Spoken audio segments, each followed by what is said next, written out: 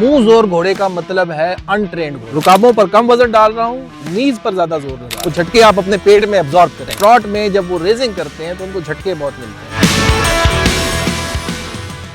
जी अस्सलाम वालेकुम, this is Ali Fawad. आपके क्वेश्चंस के कुछ आंसर्स करने हैं जी। यूट्यूब पर और इंस्टाग्राम पर आपने बहुत सारे क्वेश्चंस किए। पहला क्वेश्चन है जी, जो लेटेस्ट क्वेश्चन, मुंह जोर घोड़े के ऊपर कैसे राइड किया जाए। देखिए मेरा आपका इसके ऊपर सिंपल रिप्लाई है, मुंह जोर घोड़े का मतलब है अनट्रेंड घोड़ा। जो घोड़ा जितना मुंह जोर है, यानी वो एड्स को नहीं मानता, तो वो रासों को नहीं मानता, रेंज को अंडरस्टैंड नहीं करता, वो ऑन द बिट नहीं है, ना बिहाइंड द बिट है, वो कहीं पे भी नहीं है, उसको ब्राइडल्स का नहीं पता, उसको लेग एड का नहीं पता, उसको वेट का नहीं पता, तो अब वो घोड़ा हो गया मुंह जोर। ऐसे मुंह जोर घोड़े पर राइड नहीं किया जाता, ऐसे मुंह जोर घोड़े को ट्रेन किया जाता। पहले आप उसको सेफ बनाते हैं, घोड़े को ट्रेन करते हैं और फिर राइड। हॉट ब्लड घोड़ा है, कोर्स उसके साथ डिफरेंट चैलेंजेस एसोसिएटेड है, उसको ट्रेन करें। जितनी ट्रेनिंग उसकी इंप्रूव करेंगे वो सेफ होता चला जाएगा। क्या आप चाहेंगे कि आपका छोटा बच्चा ऐसे मुंह जोर घोड़े पर बैठे? आप ये चाहेंगे कि वो ट्रेंड घोड़े पर बैठे। वही मुंह जोर घोड़ा अगर आप ट्रेन करेंगे तो वो सब के लिए राइडेबल हो जाएगा। ऐसे घोड़े राइडेबल नहीं हुआ करते।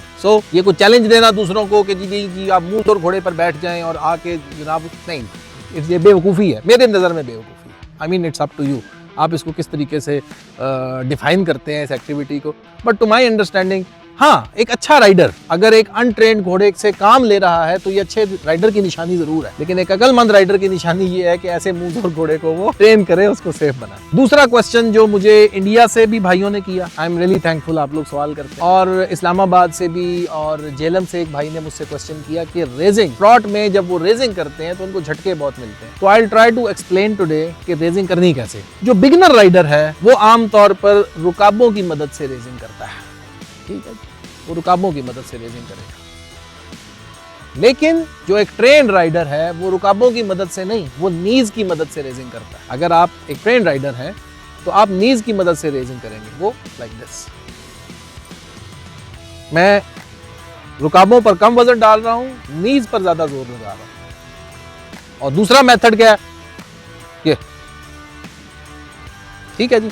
नंबर 1, अगर आप चाहते हैं कि आपको आपकी रेसिंग कंफर्टेबल हो जाए, कोशिश करें कि अपना पाँव आगे ना रखें। अपना पाँव अपनी बटक्स के, अपनी जो भी जिस लाइन पर आपका सेंटर ऑफ ग्रेविटी है या जिस लाइन पे आपका वेट एक्ट हो रहा है, हील्स अपनी वहां पर लें। इस जगह से जितनी करेंगे आपके लिए आसान होगा। जितना आप इसको आगे ले जाएंगे उतना मुश्किल होगा।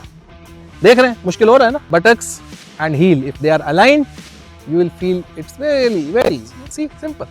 दूसरा, try to find out. मैंने पिछली वीडियो में एक्सप्लेन किया है कि ट्रॉट में घोड़ा डायगोनल चेंज करता है। पहले घोड़ा एक डायगोनल पर आता है, फिर दूसरे डायगोनल पर आता है। मेरा काम यह है कि एक डायगोनल पर बैठूं और दूसरे डायगोनल पे खड़ा हो जाऊं। एक पे बैठूं, दूसरे पे खड़ा हो जाऊं। जब हम रेसिंग नहीं करते तो दोनों डायगोनल्स पर हम बैठते हैं, जिसकी वजह से हमें झटके मिलते हैं। लेकिन दूसरे केस में हम एक डायगोनल पर बैठते हैं और दूसरे डायगोनल पर खड़े हो जाते हैं। अब मैं आपके सामने राइड करूंगा, आप देखिएगा, एक डायगोनल पे मैं बैठूंगा, दूसरे डायगोनल पे मैं खड़ा हो जाऊंगा।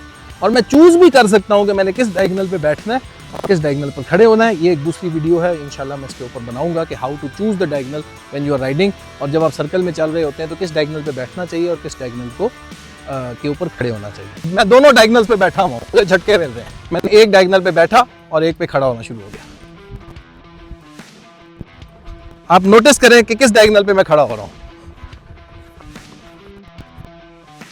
मुझे अब मिनिमम झटके मिलेंगे। मैंने टर्न करना है, मैं वेट से टर्न कर रहा हूं, मिनिमम झटके मिलेंगे। इसी तरह मैं रेसिंग से बाज़ औक़ात स्पीड भी कंट्रोल कर सकता हूं। कोशिश करें जितना आप रेसिंग के बगैर राइडिंग करेंगे आपको झटके मिलेंगे, वो झटके आप अपने पेट में एब्जॉर्ब करेंगे।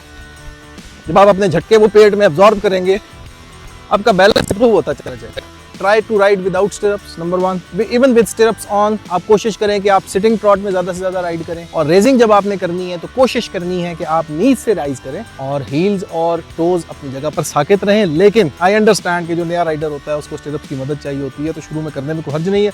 अपने पाँव आगे ना रखें, अपने पाँव पीछे रखें। अगर मैं अपने पाँव आगे रखूंगा और खड़ा होने की कोशिश करूंगा ज़मीन से, even then I can not do it ना।